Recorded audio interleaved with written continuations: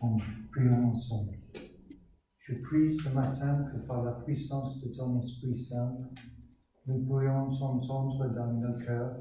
C'est ce que tu voudras dévoiler à nous, que nous serons fortifiés, que nous sommes encouragés, Seigneur, et que nos routes seront éclairées par toi, telles que nous pourrions marcher avec une confiance forte en toi, Seigneur. Nous te remercions pour tout ton amour qui ne meurt jamais, qui dure jusqu'à la fin des temps et en toute éternité. Merci Jésus. Amen. Amen. Ce matin, en temps de partir de la maison, Myriam, ma femme, disait, quand j'étais dans le couloir, en approchant la porte pour sortir, elle disait, la porte est ouverte. Voilà, donc je n'avais pas besoin de sortir mes clés. J'étais au courant que cette porte est ouverte devant moi et je pourrais y aller sur la route pour prendre la voiture, pour y arriver, être avec le peuple de Dieu et avec Dieu lui-même. Amen. Merci Seigneur. Et donc, ce matin, nous entendrons un passage de l'Apocalypse sur la 6e église des 7 en Apocalypse, et c'est Yann qui le lira de l'écran. Thierry, je suis attracté, merci.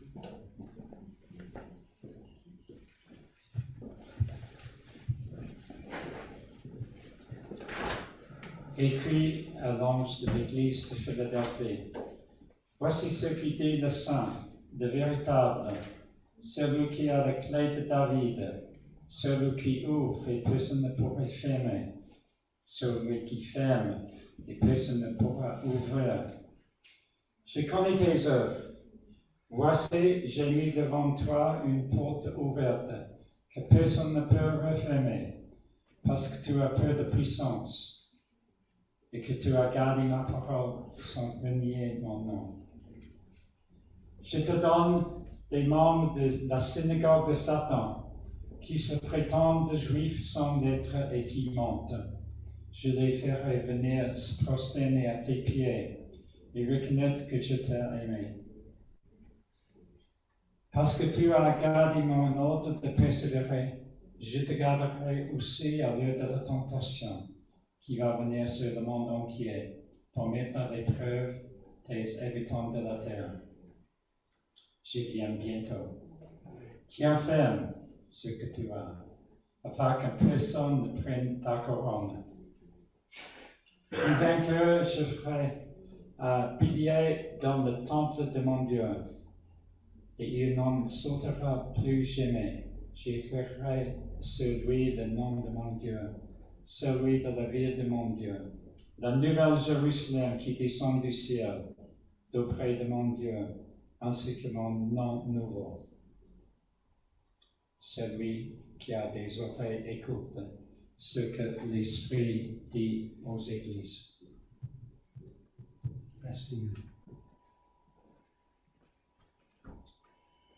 Donc voilà, à cette église, Jésus, le ressuscité, est en train d'adresser les différentes églises dans les premiers chapitres de l'Apocalypse. Voici qu'il avait à dire à eux.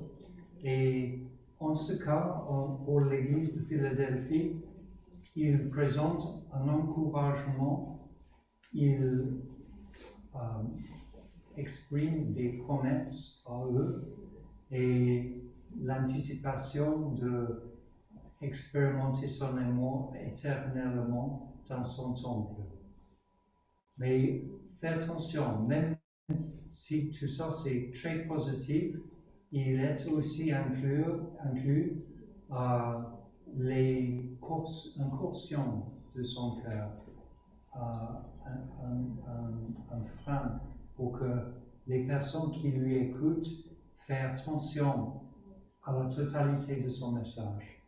Donc, il n'était pas en aucun terme en train de critiquer l'église de Philadelphie. Il n'a que l'encouragement et la bénédiction pour eux, mais il voudra clarifier le cheminement qu'ils ont devant eux, que les choses seront claires. Donc, dans un premier temps, il s'annonce, il disait, voici ce que dit le Saint, le véritable. Donc, il se déclare saint, c'est-à-dire à part de tout, autre que nous sommes en tant qu'humains, et aussi qu'il est véritable. Véritable, c'est-à-dire fidèle, fiable, droit, fort en lui-même, point de repère. Et donc, pourquoi il souligne cet aspect de son caractère pour cette Église? L'église de la ville de Philadelphie était construite sur une ligne de faille géologique. J'avais besoin de regarder sur Internet pour cela. Voilà. Et à cause de cela, il y en a les activités des tremblements de terre pendant des années. Et en l'année 17, après Jésus-Christ, il était un énorme tremblement de terre et beaucoup de personnes ont mouru à cause de ce tremblement de terre. Et pendant les années qui suivent, presque journalièrement, il y en a les après-chocs. Et donc, vous pouvez imaginer qu'au moment du tremblement de terre même, les résidents dans les grands bâtiments, les uns construits avec les pierres, étaient effrayés. Ils étaient avec les yeux comme ça, parce que ces bâtiments sont en train d'être écrasés par la force du tremblement de terre. Donc, les membres de l'Église de Philadelphie ont expérimenté cette façon de vivre jour après jour avec l'activité et le risque d'un tremblement de terre de nouveau. En plus, ils avaient les vignes de leur ville qui a produit un vin très bon. Il est une terre qui est très riche à cause de la somme du rocher volcanique qui était très riche. Ils ont fait les vins, très forts. Les vignes étaient très douces.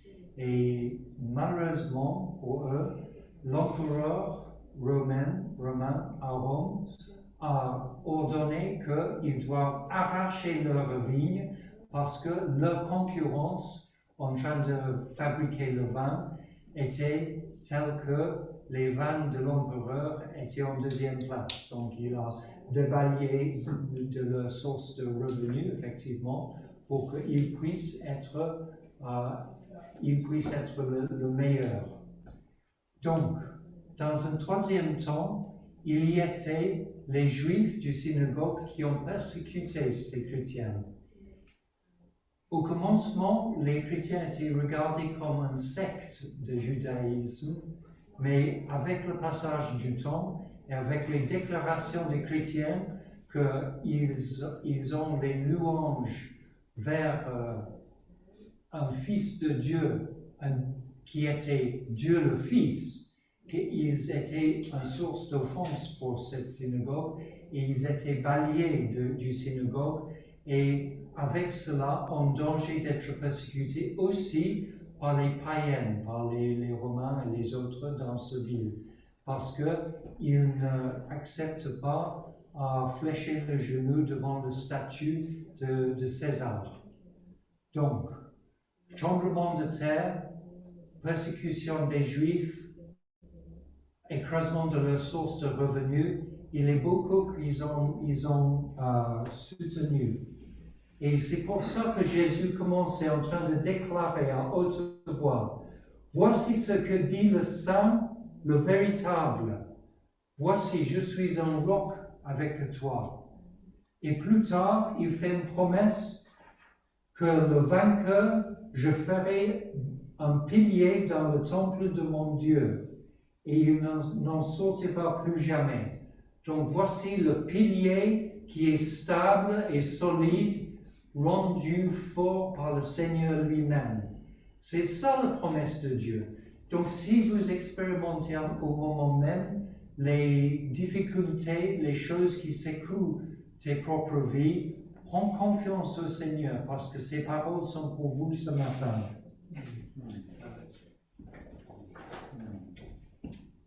J'ai vécu, excusez-moi.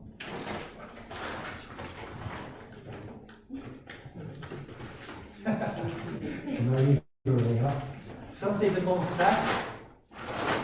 Voilà. Donc, il était un jour, il y en a 25 ans maintenant en arrière, quand j'étais en train de prier à côté d'un énorme arbre et un deuxième arbre qui était aussi magnifique, mais tombé par les vents des années 80. Et dans les racines de cet arbre, j'ai trouvé ce pierre.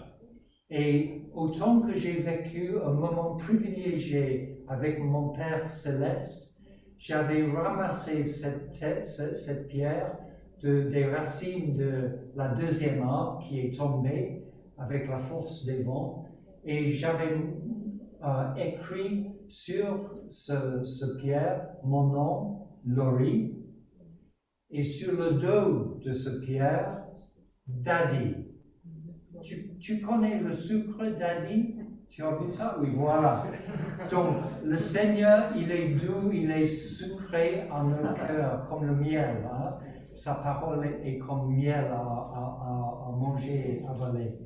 Et j'ai vécu la tendresse, la plénitude de l'amour de mon Père, mon Papa céleste, et j'avais l'envie de faire un objet de repère pour me rappeler qu'il était mon rocher, mon renfort, qu'il est solide, dur. Amen. Amen. All right. Yes, we can. Bon. Mais il faut faire attention.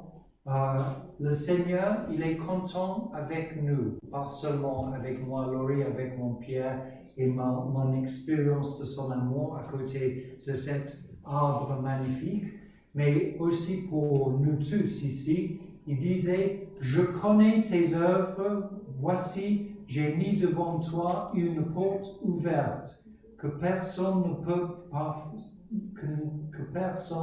ne peut refermer. Parce que tu as peu de puissance et que tu as gardé ma parole sans régner mon nom. Donc voici l'encouragement pour vous tous, que même autant que peut-être vous expérimentez les difficultés maintenant ou peut-être dans ces prochains jours, lui, il voit ton cœur, chacun de vous.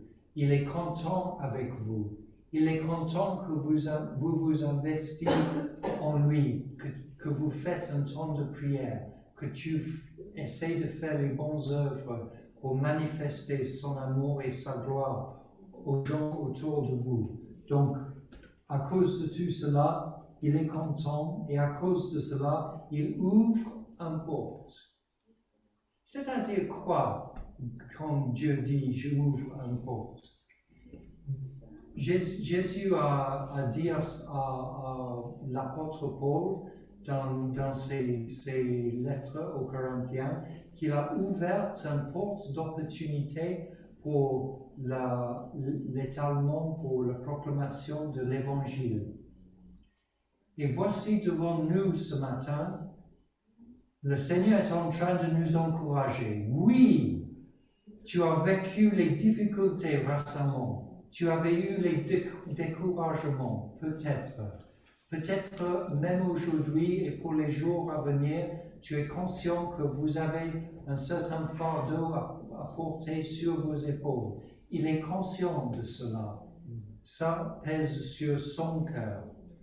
Il disait, voyez, j'avais gravé ton nom sur les paumes de mes mains, c'est-à-dire en son propre sang sur ses mains. C'est dans le prophète Isaïe qu'il a remarqué ça. Et tu connais bien que le Seigneur, avec la croix, il a offert sa vie, son âme, son être, son corps sur la croix, et ses mains étaient clouées. Donc, il a versé son sang pour nous, pour que nos péchés pour y être enlevés, que nos difficultés peuvent être confrontées avec sa force et que son amour peut nous laver des blessures que nous avons vécues à cause de l'opposition des autres personnes autour de nous, à travers les pièges que les personnes ont mis devant nos enfants, teenagers et parfois même enfants.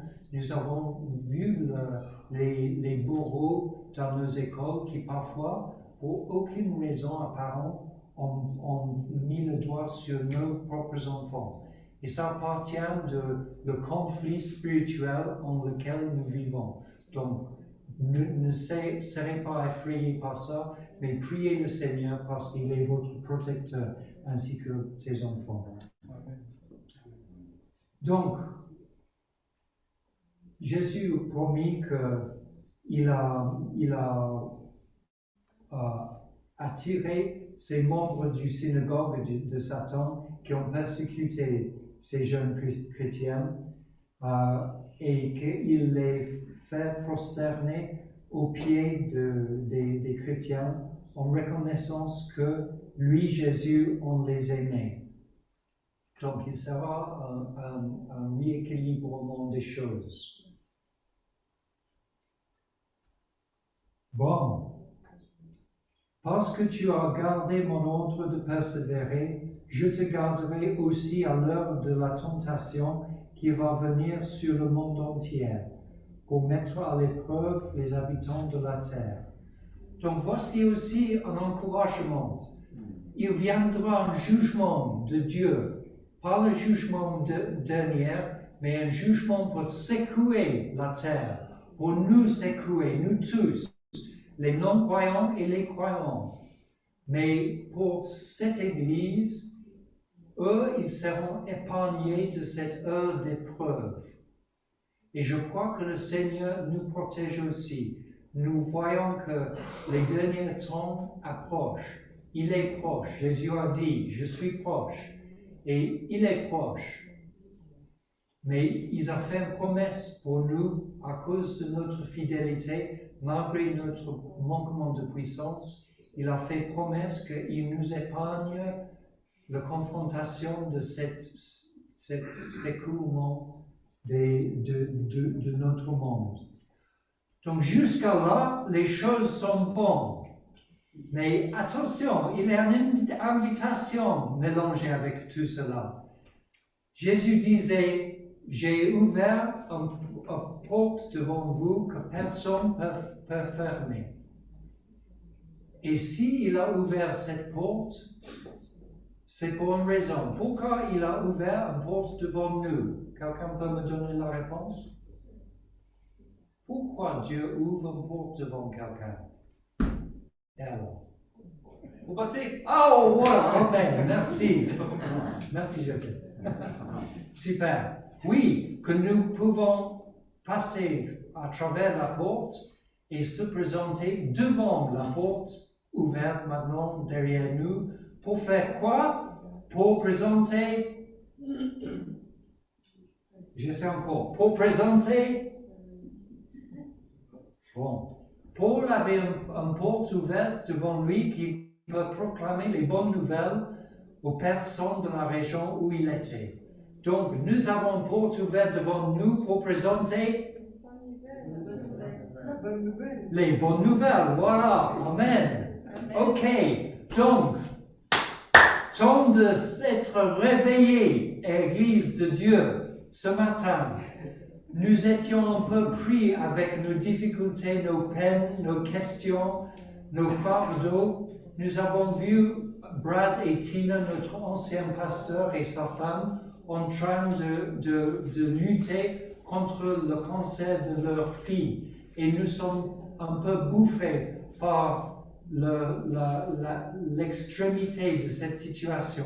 Ainsi que le Covid. Est-ce que ces deux derniers 18 mois est comme aucune autre chose que nous avons expérimenté avant? D'une certaine dimension, j'ose dire non.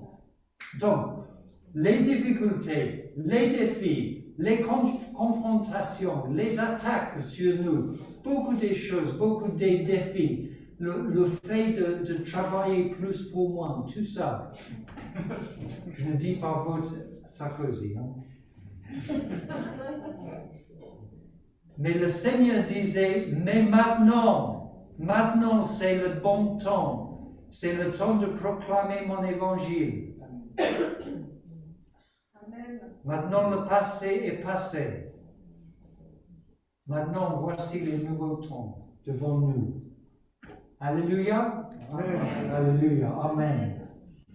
Ok, donc, ça c'est très prometteur et nous avons cette promesse que nous serons dans les piliers dans son temple, qu'il écrira notre propre nom sur les piliers,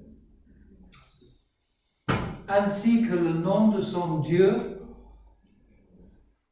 ainsi que son nouveau nom. Le Christ ressuscité fait cette promesse de marquer son propre nom sur nous. En effet, nous partageons avec lui sa gloire.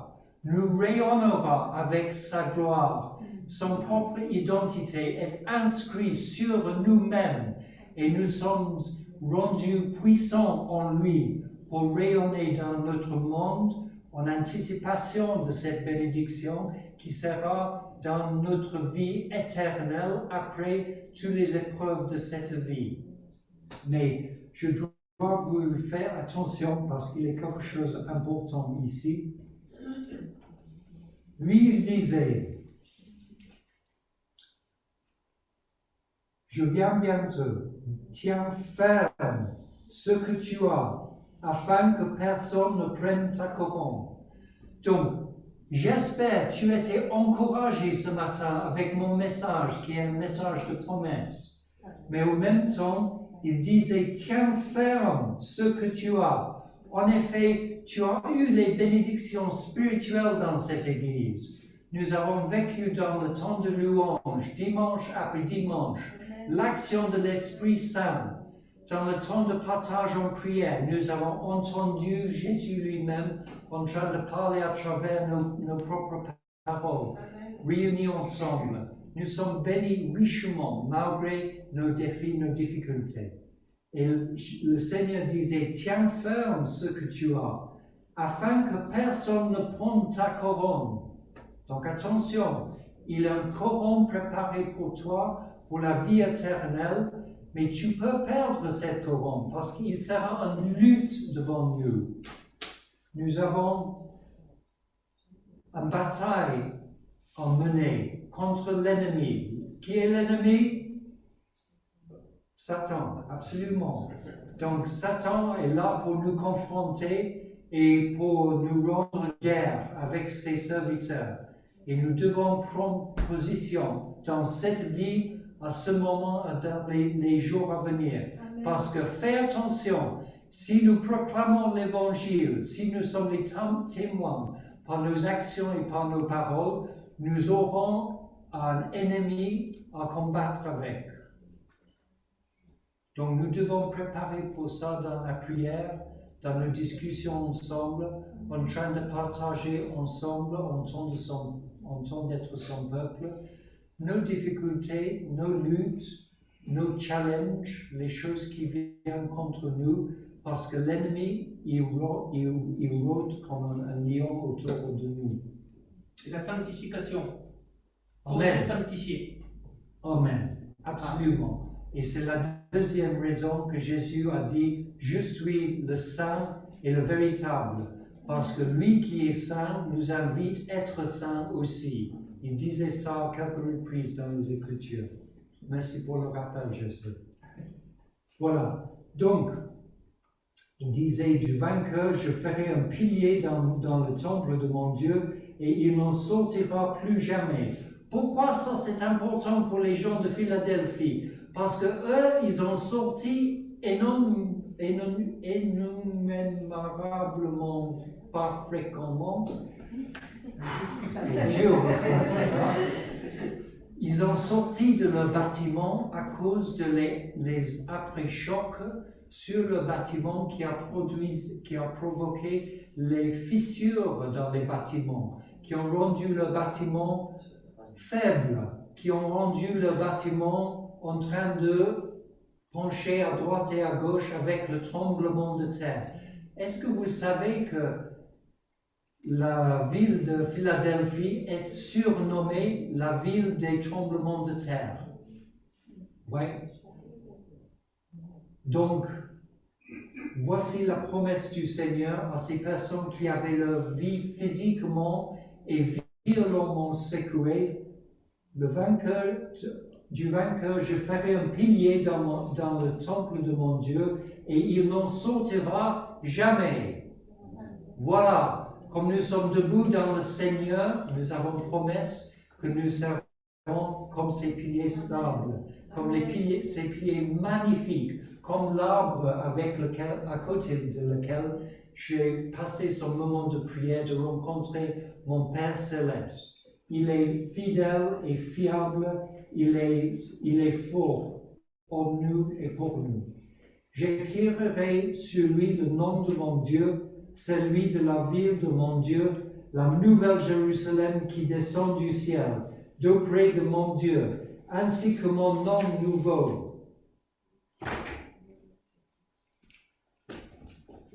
Messieurs, dames, je dois vous attirer votre attention à cette petite illustration banale quotidienne. Mais j'étais en Intermarché il y en a 2 jours et je suis tout à coup inattendu en face d'une petite fille qui avait un t-shirt. Elle avait que 3 ou 4 ans. Et sur ce t-shirt, il est marqué « Je suis magnifique ». Est-ce que ça a été beau ou est-ce que ça a été beau? C'est beau, hein? Mais voici un petit avant-goût de la promesse de Dieu qui a promis d'inscrire son propre nom, son nouveau nom, le Christ ressuscité, son nom nouveau donné par le Père, par son amour sur lui, mais aussi sur nous. Et je voudrais remercier le Seigneur en amont pour la gloire que chacun de vous manifestera dans ces jours à venir. Nous avons un appel sur nous en tant qu'Église de rayonner pour lui. Nous avons pris déjà les premiers pas dans sa gloire. Nous avons goûté que le Seigneur, notre Dieu, est bon. Mais c'est qu'un commencement. Nous serons bénis par l'Esprit Saint dans les jours à venir, comme Jésus a promis à ses disciples qu'en quelques jours il recevra le Saint-Esprit et qu'ils doivent rester en Jérusalem. Je dis à vous, restez en Épie, parce que ces jours sont à venir où l'Esprit Saint sera versé sur nous et que nous lui glorifierons. Alléluia. Nous la glorifions. Oui. Amen. Amen. Et donc, nous tournons vers le Seigneur maintenant et nous prions vers lui. Prions-nous.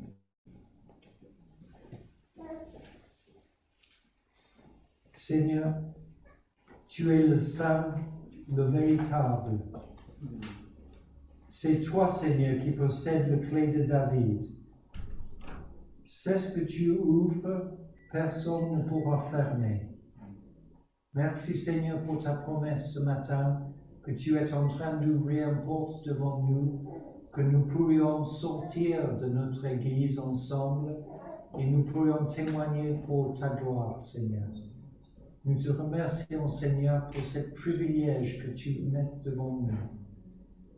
Seigneur, nous te remercions pour cette promesse que nous serions en toi si nous tiens bien à ce que tu nous as donné, à un jour que tu as prévu, un pilier dans le temple de ton Père qui est notre Père, et que nous ne sortirons pas jamais. Merci Seigneur que cette stabilité commence aujourd'hui, et comme que nous sommes comme cette petite fille, que nous pourrions porter les paroles sur nos cœurs et sur nos visages en train de rayonner pour lui. En Jésus-Christ, je suis magnifique pour lui. Merci Seigneur Jésus. Merci pour l'invitation d'être transformé par l'Esprit de gloire en gloire, d'être magnifique pour lui, que les autres peuvent remarquer quel amour ces chrétiens ont les uns pour les autres. Ils regardent leurs bonnes œuvres, leur compassion sur les gens en difficulté. Et attention à ces paroles que ces chrétiens parlent, parce qu'ils parlent d'un Dieu qui est fidèle et fort et qui ne nous laisse pas jamais en échec. Merci notre Seigneur Jésus. Merci Père. Merci Esprit Saint. Amen.